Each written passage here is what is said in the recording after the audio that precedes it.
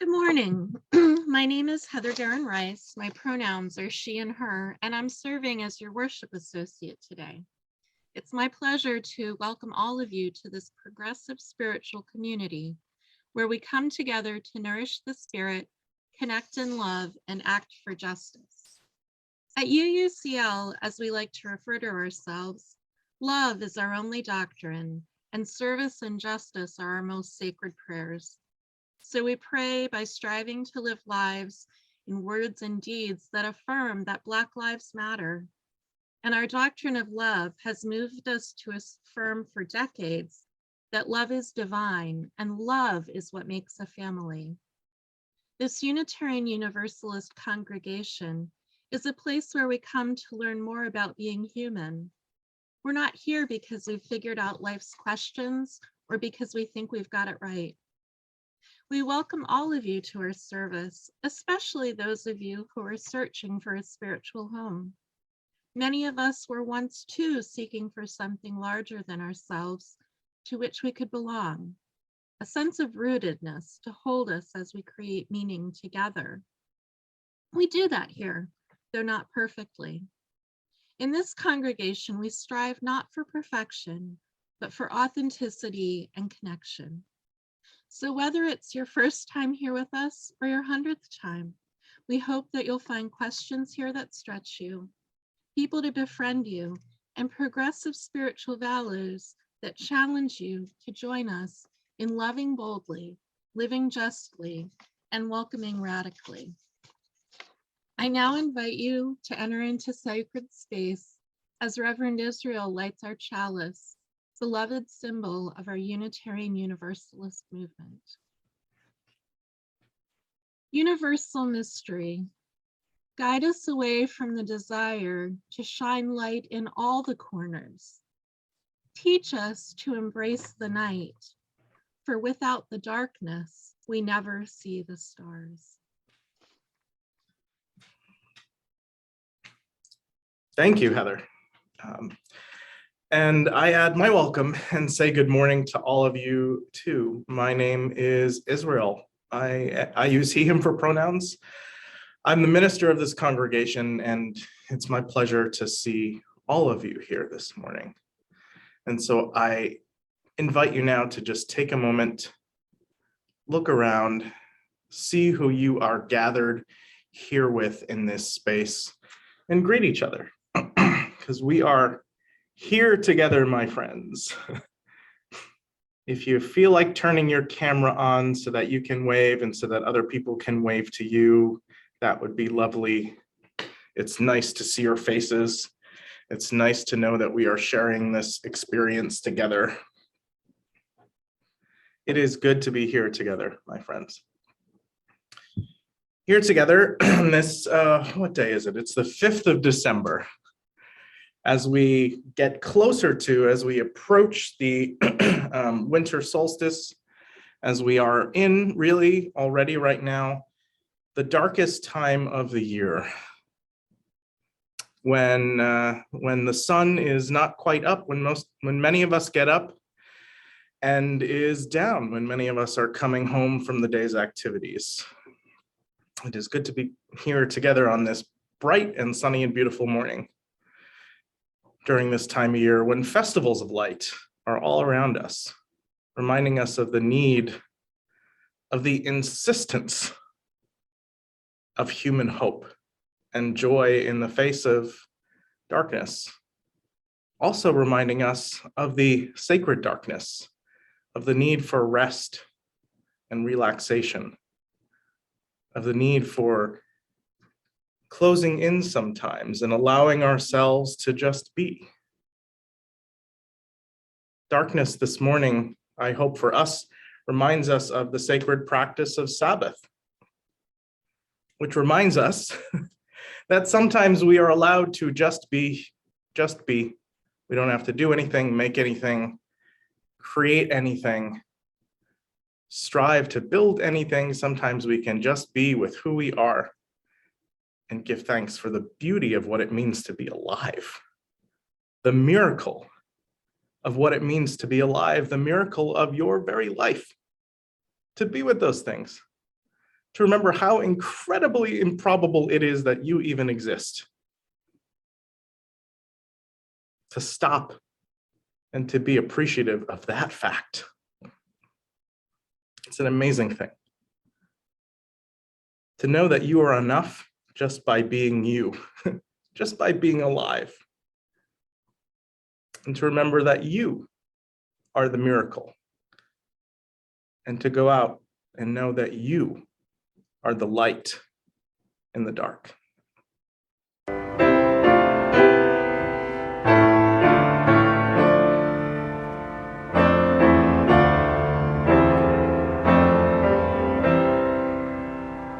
Dark of winter, soft and still, your quiet call surrounds me. Let my thoughts go where they will, ease my mind profoundly, and then my soul will sing a song, a blessed song of life eternal, gentle darkness, soft and still. Bring your quiet to me. Darkness, soothe my weary eyes, that I may see more clearly. When my heart with sorrow cries, comfort and caress me, and then my soul may hear a voice, a still small voice of love eternal. Darkness, when my fears arise, let your peace flow through me. Tonight at sundown begins the 8th night of the Jewish festival of Hanukkah. And, actually a cool thing that I really want to point out for a moment is that in the Jewish calendar, days actually always begin at sunset. You might have noticed that if you've ever looked up to see like when the first night of Hanukkah is or something like that, and it always says begins at sundown on the night of. And I think that's actually, there's a really important lesson in that. Part of it is because the Jewish calendar is a lunar calendar, so it's based off of the cycles of the moon. That's the practical reason. But there's a deeper theological, spiritual, and philosophical reason behind that, I think, which is that we begin in the darkness, my friends, and we end in the darkness. And also in the darkness is when we find our most sacred moments of revelation sometimes. It is in the darkness when we can visualize most clearly the contrast of light. It is beginning in the darkness that leads us towards developing a sense of hope.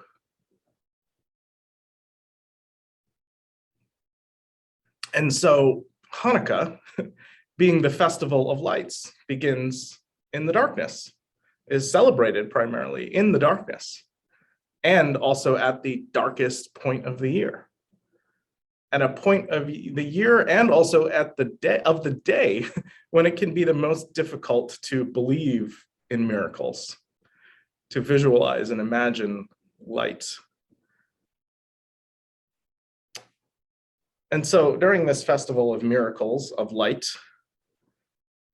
I ask us once again to reflect on the sheer miracle of what it means to be alive. You may not always notice the miracle of your breath, but it is always there, moving in and out of you slowly, keeping you alive. Reminding us that miracles abound, even when the world is so full of sorrow in front of us. We look to a moment to the story of Hanukkah. I thought I would maybe just say a little bit about the origin of this holiday, of this observance for the Jewish people. And it begins at a very dark time as well for the for the Jewish people. And around the 2nd century BCE, before the Common Era, when the temple was the central and sacred focus of Jewish life at the time. It was not only the dwelling place, considered the dwelling place of the divine, of God, but it was also the center, the focal point of hope and joy and religious practice. It was the central place of Jewish life. It could not be imagined in some ways to live a full Jewish life at that time without the temple. And so it was an incredibly important place. And during this time, it was captured and controlled by the Greco-Syrian Empire.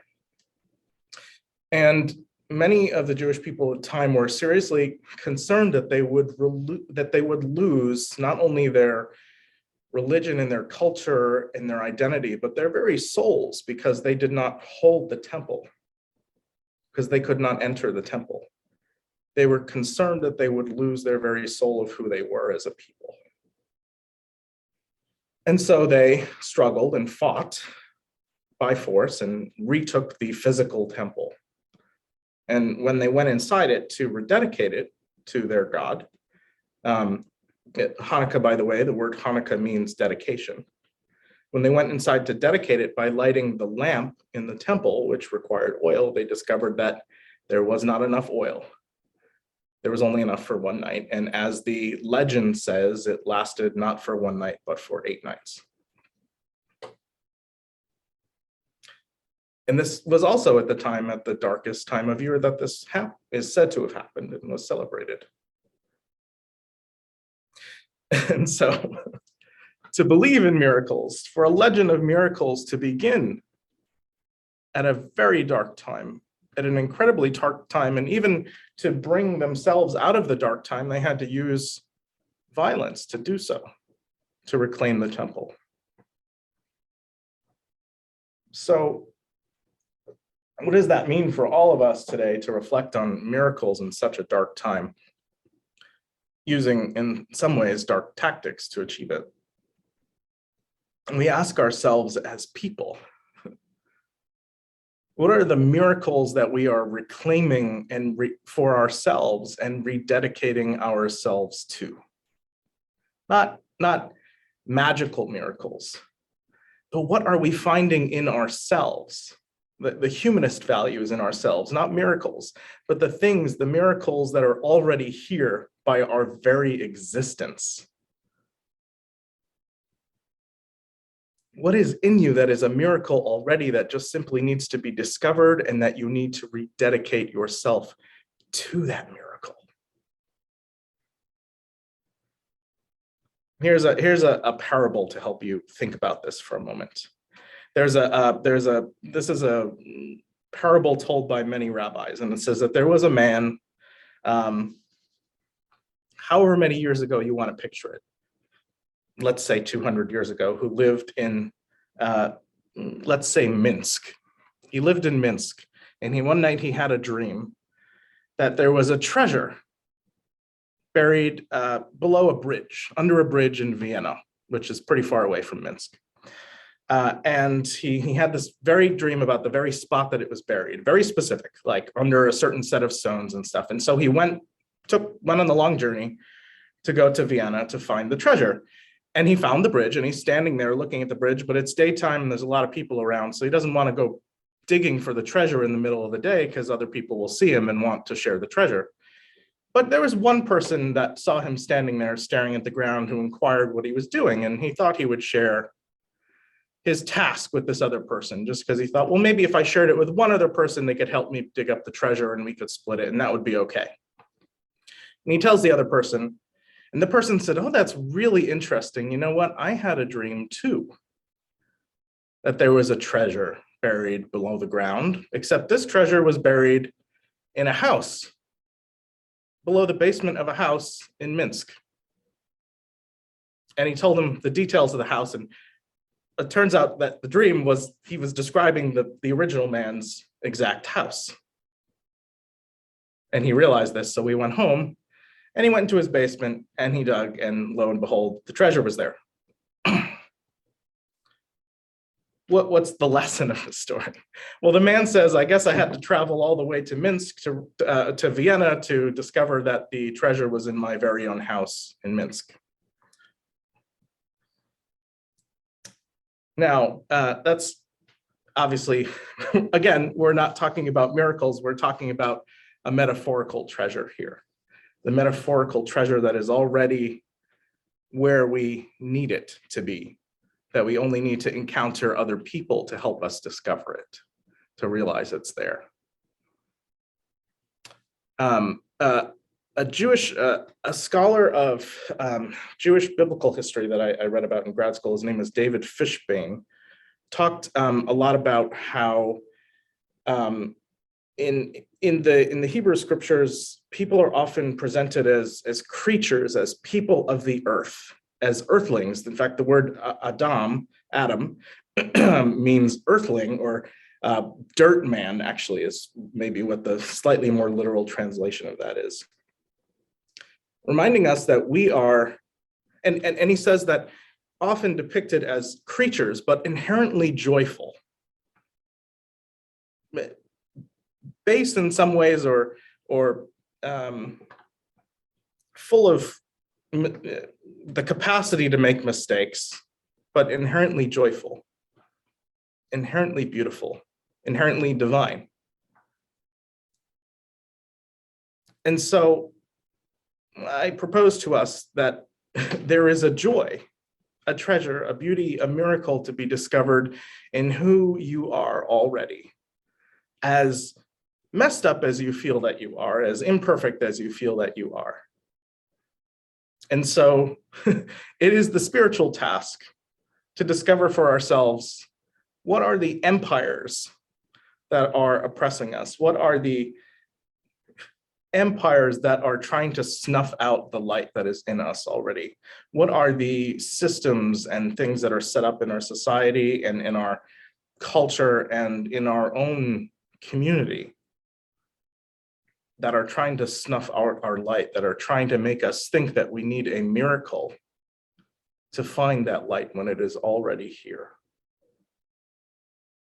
And what do we need to rededicate ourselves to find that treasure, to find that inner light, to remind ourselves of the light of the sun in the darkest time of year?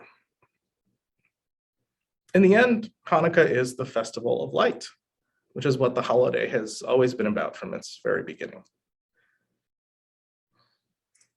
So whoever you are, whether you celebrate Hanukkah or not, no matter how you spell Hanukkah, because there are like a dozen different ways to spell Hanukkah, I wish for all of us that we find that light in ourselves. And now I'm going to light the menorah for us, which would traditionally be done at sundown at the evening tonight, but I'm going to light it for us as a reminder of that light.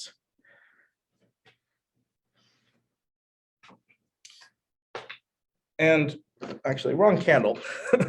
An interesting thing that I just want to point out is that when you light a menorah, you use the middle candle here, called the shamash, and it lights all the other candles, which is an incredible reminder that from one light can come many bright lights. From one spark comes many sparks.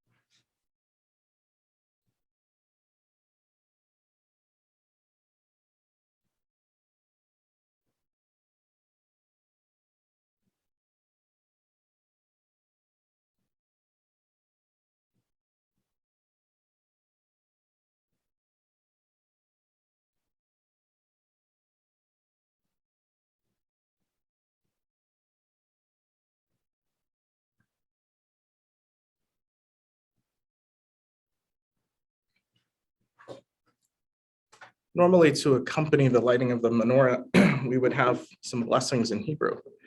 But I have for us today some reinterpretation of the blessings in English from the humanistic Jewish tradition, reminding us not to look for miracles of old to come from some outside divine source, but to find the miracles within us and that we can find through human agency and love in this world. So the first blessing would normally thank God for giving us the sacred practice of lighting something like this, or for giving the Jewish people the sacred practice of lighting the menorah. And so today I say for us, blessed is the source of all, life itself, for reminding us to seek moments of sacredness in our lives through rituals such as lighting these Hanukkah lights. The second blessing is giving thanks for miracles from the divine. And so I say for us today, blessed is the gift of wonder and awe that gives us stories of miracles of ages past. That gives us stories of miracles of ages past and reminds us to hope and dream and to scheme for love and justice. And the third that would normally be recited on the first day of Hanukkah, but since we haven't recited this together, would thank the divine for bringing us to this very day. And so today I say, blessed are the heroes, the sages, the enlightened ones, and all the people, all the plants and animals who have given us life, the earth itself that has sustained us and brought us to this day. Happy Hanukkah to you.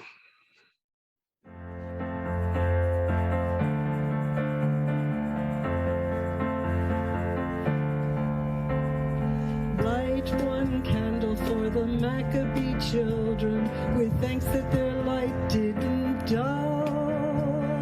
Light one candle for the pain they endured when their right to exist was denied. Light one candle for the terrible sacrifice justice and freedom demand. But light one candle for the wisdom to know when the peacemaker's time is at hand. Here's the chorus. Don't let the light go out. It's lasted for so many years. Don't let the light go out. Let it shine through our love and our tears.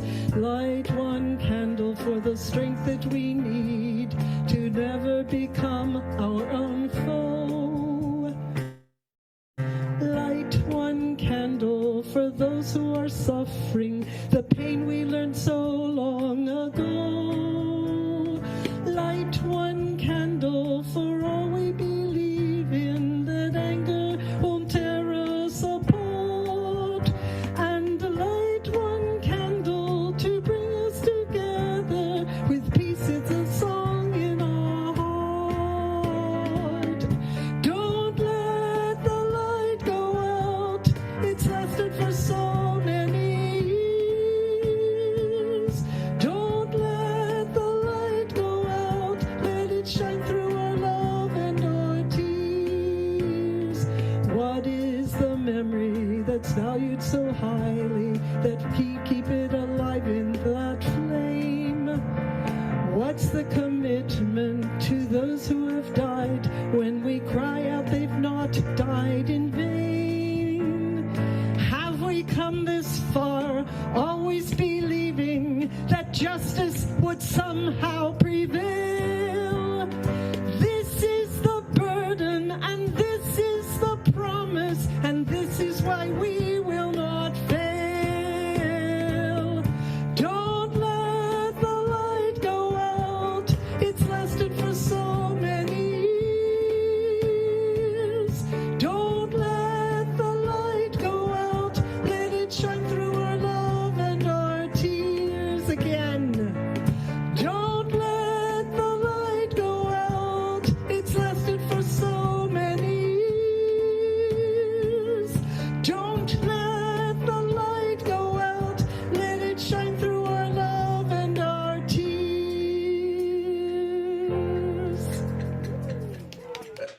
I should have mentioned that that was from our Hanukkah music event on this past Friday night that was shared in our backyard, and it was a really beautiful celebration.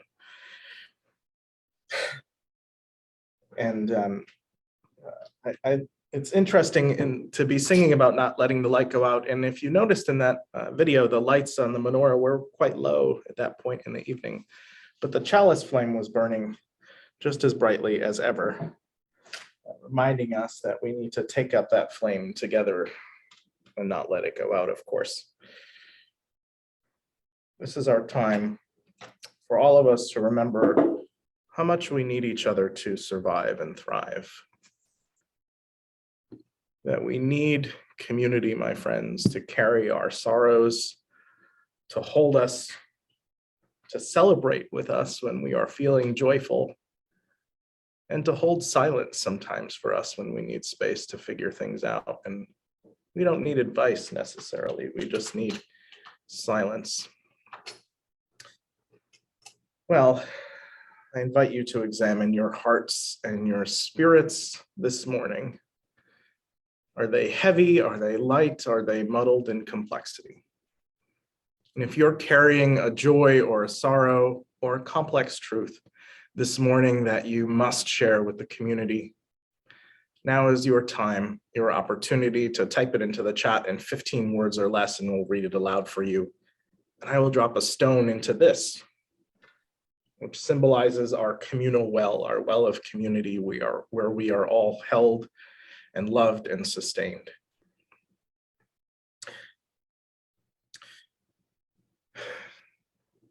For all of the joys, sorrows, and complex truths that all of us carry, the ones that are named and the ones that remain in the sanctuaries in silence in our hearts,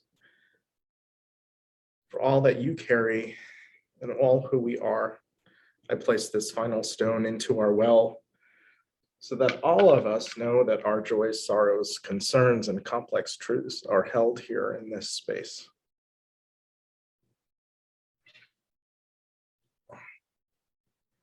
All of those things at this moment, in our lives, in our world, I invite us all now to take a moment in silent contemplation and meditation or prayer, however you would like to think of it. Simply being present to the complexity of what it means to be a living, breathing human.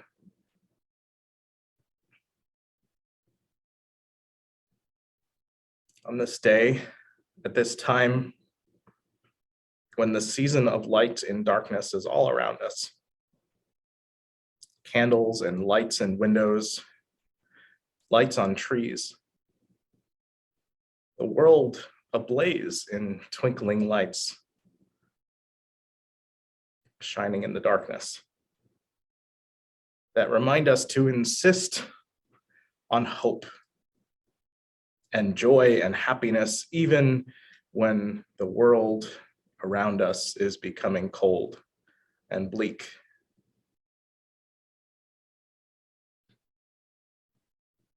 Even when the reality of the world brings death and disease,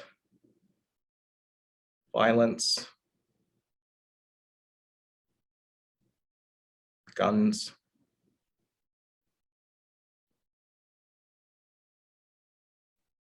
when the reality of our political climate brings judgment over the choice of people to have sovereignty over their own bodies,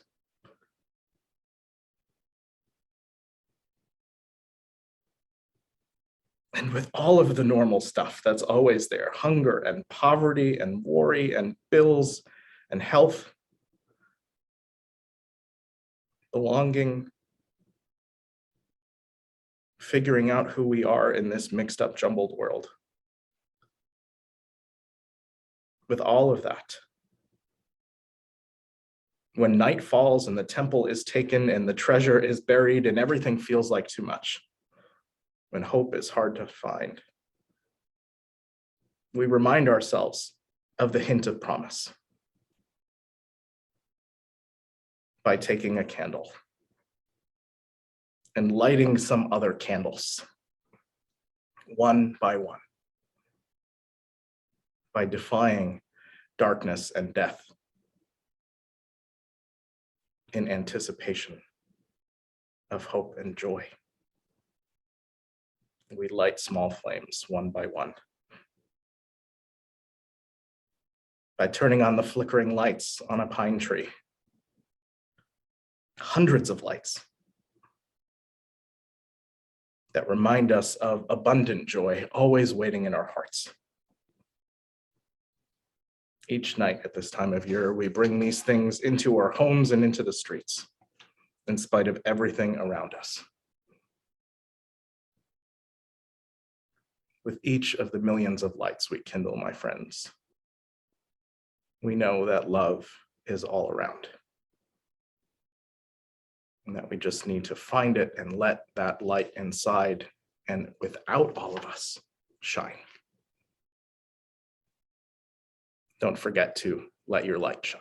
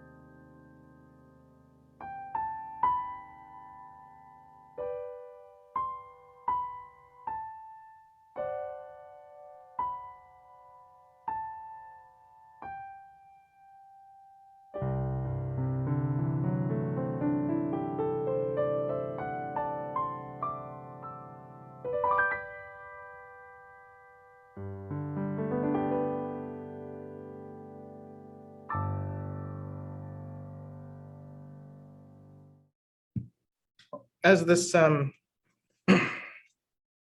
pandemic of ours drags on and refuses to go away, really,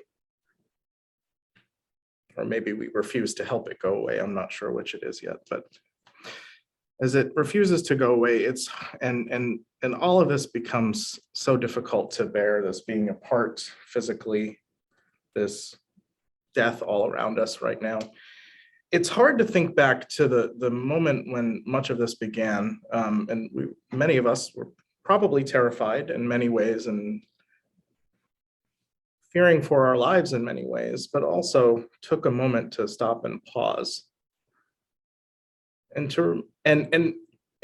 at that time, if you can think back and remember, there was a lot of art, poetry, commentary coming out about the abundant beauty of just in the everyday, the abundant beauty of everything that is all around us, even as things were quite scary in many ways as well.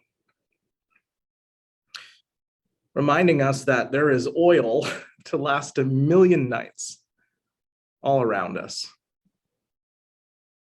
reminding us that the empire of capitalism sometimes can come grinding to a halt, and life still goes on, and people still remain, and beauty still remains. That we have everything we need. Now, that's maybe a little overly simplistic if you think about all the talks of supply chain issues and all that kind of stuff that we're talking about these days. And maybe right now we're also in a moment where there's a lot of talk and commentary and some art too and poetry that is talking about the Great Resignation, which is a lot of people coming to grips that the way their lives are going, that their jobs, their employment, the things that they are doing to make money are killing them in many ways, are killing their souls, or forcing them to work so hard or deal with something that is so soul crushing. And so they are leaving. There's a lot out there in the news right now about this phenomenon that we're experiencing right now. A former colleague of mine from Divinity School, whose name is Ciara Jones, wrote this piece, and she's a Black woman in academia, and she wrote, this is a quote from her. She said, "I find more and more that my goals are becoming wellness and wholeness." Actually, she wrote this letter when she resigned from her post in academia at Harvard Divinity School. I find more and more, she says, that my goals are becoming wellness and wholeness. I want to love myself. I want to know myself. And I want to become the best I can be outside of narrow capitalistic frameworks. Achievement is a fickle way to measure my self-worth. I do not want to work to the detriment of myself. Rest and nature are my favorite teachers. They continue to remind me that there is no final destination. We never arrive. We continue to become. That becoming can be driven by self-criticism and productivity, or it can be fueled by self-love, community care, and patience. I hope I am wise enough to always choose the latter. I hope I am wise enough to always choose the latter too. And in this season of hope, I hope a similar thing for all of us. We are at a time when I think a lot of people were reflecting on this. I've had some moments of reflecting on this too. And maybe some of you, if you've been like if you've gone to a restaurant or somewhere like that recently, or somewhere where there's service, where you're being served, you'll notice that things are slower these days. I hear a lot of people waiting like 2-3 hours for like a meal or something like that, when they normally would have been served in 30 minutes or something like that. And if you found yourself in that situation, or maybe it's not even at a restaurant, maybe it's somewhere else, where you're trying to get something from the service industry, from the service economy, and things are not quite what you expected, that people are not quite as available to serve your needs as they used to be, that things are a little slower, that you have to wait and be patient and slow down. Now, there's a lot of voices that say nobody wants to work anymore and things like that. I've heard somebody on an NPR story complaining about supply chain issues and kind of chalking it up to nobody wants to work because of government handouts kind of thing, which we know is not true. It's just that people are no longer willing to kill themselves for capitalism. Now, I had a moment where I was thinking, well, isn't this kind of incredible? Maybe we're witnessing the breakdown of some order that we used to have, and we're watching something new emerge from it. Not in like I'm not like, this isn't 20-year-old Israel saying like we have to like blow up the system kind of stuff, but this is me reflecting today and thinking, well, what if we're witnessing something giving way to something new that can be more beautiful? What if the lesson and trying to receive service from the economy and realizing how things have slowed down is a message for all of us to slow down. A message for all of us to maybe that a 3-hour meal in the middle of the day is not such a terrible idea for all of our health. Maybe it's not such a bad idea for people to not want to work to the detriment of themselves. Maybe they're discovering that there's something more beautiful that life has to offer. And maybe we are in the midst of some kind of a collapse of something, some kind of a failure of our democracy or of our culture to meet the health and the needs of people. That doesn't mean we're going to see it all come crumbling down in one day or something like that, but what if we are in the midst of something? I hear a lot of, you see the phrase late stage capitalism a lot today, along with memes of images of excess, sort of like, like billionaires having a race to the moon, to space in giant phallic shaped rockets for fun. The government prioritizing military spending over things like universal healthcare, affordable housing, or free college. And those are just some thoughts. Now, I propose to you that it may sound ridiculous that we could have some other system other than capitalism. And I'm not telling you I know exactly what that thing should be or is. I'm telling you that I think we're in the midst of having to reimagine something. And that's the conversation I hope that we can have. 600 years ago, 700 years ago during the Middle Ages, or a little bit further back than that, people could not have imagined anything than the feudal state and the divine right of kings. They could not have imagined anything other than what it meant to be a serf and have to work and give everything to the crown, to the king or the queen. They couldn't have imagined capitalism actually back then. And while it's true that capitalism, classical capitalism did raise a lot of people up out of poverty and it transformed the world's economies. Maybe even though it's hard to imagine something else, today it's time for us to start to begin imagining that. It's time to rededicate ourselves to that light inside all of us, to our own humanity that we share. To realize that the treasure is here already for us, that we have to find it, that abundance is all around. Like the Jews in the story of Hanukkah, reclaiming the temple, reclaiming the sacred gathering place, reclaiming the place where divinity and joy and hope and light resided from an empire that would take it away from them. Maybe it's time for us to retake something, to rededicate ourselves to something. In Jewish tradition, at least in liberal Jewish tradition, the destruction or the memory of the destruction of the temple, because of course, after the temple was retaken, it had been destroyed as well and rebuilt. And the Jewish people had been exiled and back into the holy city many times. And in liberal Jewish tradition, the memory of the destruction of the temple is symbolic for the brokenness of our world.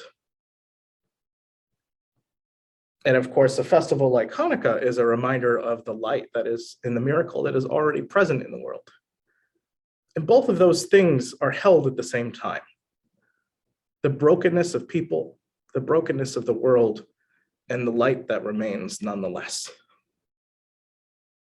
Joy, celebration in the face of capitalism and destruction and death. Joy in the face of an empire that oppresses us and tells us that we don't have enough. Joy in the midst of a culture and an economy and a mindset of scarcity, of supply chain issues and shortages that tell us that we don't have enough stuff. And look, I know we all need some stuff sometimes.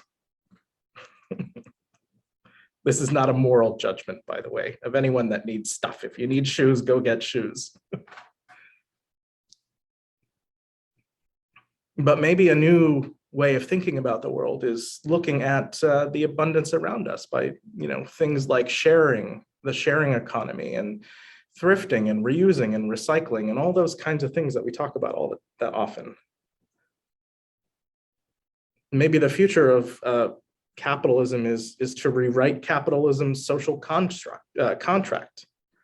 There are already lots of amazing ideas out there already. We just need to talk about them more. Like the idea of B corporations that see themselves in their businesses, corporations that see their existence not just being profit driven, but of being beholden to the effects that their actions and their business has on the earth, on other people, on societies, on culture, on people's well-being, on their employees' well-being.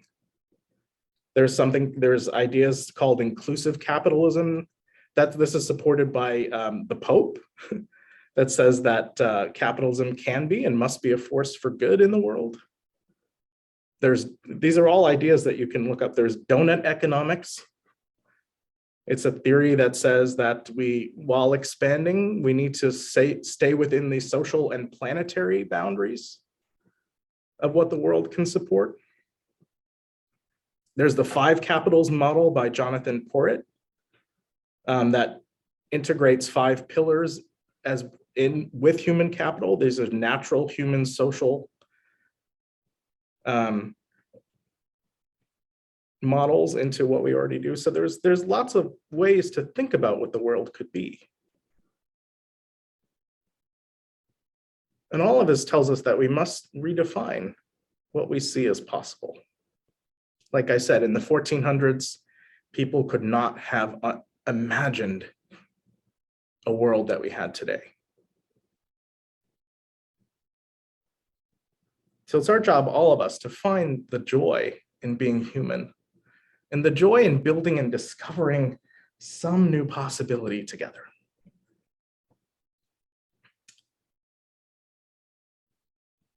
The Hebrew root for the word joy is ranan, and it means to shout or to cry out and to overcome.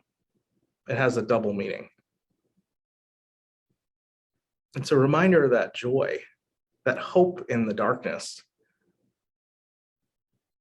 is an act of resistance, inviting us to cry out, to overcome those things that want to oppress us. And that is where we find our joy. I leave you with one more thought. And this is a quote from Adrienne Marie Brown, who wrote Emergent Strategy that some of you are reading. And she said, perhaps the most egregious thing we are taught is that we should just be really good at what's already possible, to leave the impossible alone. Well, my friends, it's time to leave the impossible alone. Time to leave the impossible behind and see the light in the miracle and the treasure that is already here. To ask, where is the light? And find that the light is inside of me, inside of you. When it's late December, dark and cold, where is the light? When old man here is bending low, where is the light? When the sun runs off to bed too soon, where is the light? And there's nothing but a skinny moon, where is the light? Where is the light? Where is the light? Where is the light? Oh, the light's inside of me. Where is the light? Where is the light? Where is the light? Oh, the light's inside of me. When it's dark each morning when I rise, where is the light? And it's dark out when my eggs are fried. Where is the light? When it's dark, when off to work I go, where is the light? And it's dark again when I get home. Where is the light? Where is the light? Where is the light? Where is the light? Oh, the light's inside of me. Where is the light? Where is the light? Where is the light? Oh, the light's inside of me.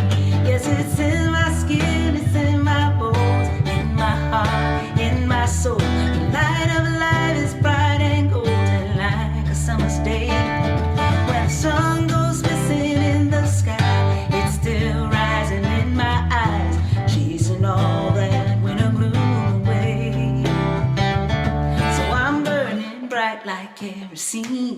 Where is the light? And I'm twinkling like the Pleiades. Where is the light? And I'm dancing like a candle flame. Where is the light? I'm flaming like a fruit flambe. Where is the light? I gotta know now. Where is the light? Where is the light? Where is the light? Oh, the light's inside of me. I say that. Where is the light? Where is the light, child? Where is the light? Oh, the light's inside of me. That's why I say this little light of mine, I'm gonna let it shine. This little light of mine, I'm gonna let it shine. This little light of mine, I'm gonna let it shine. Let it shine, let it shine, let it shine.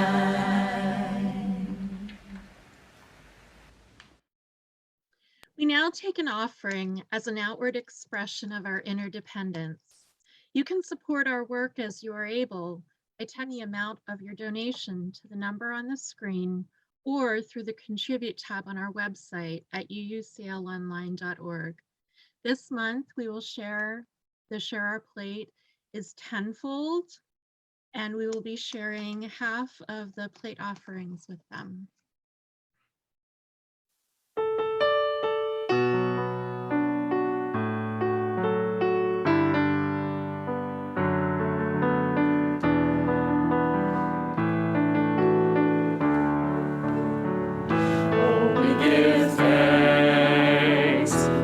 Precious day, for all gathered here and those far away, for this time we share with love and care.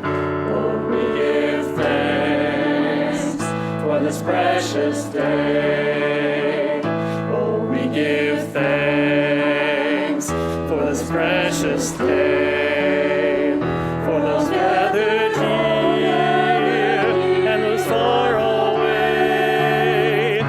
This food we share with love and care.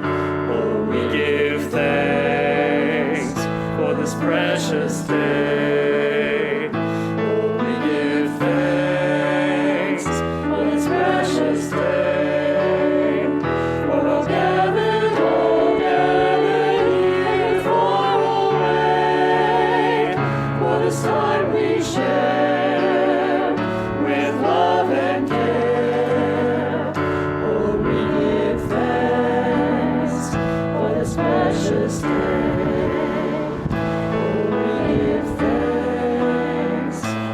Precious day. Oh, we give thanks for this precious day.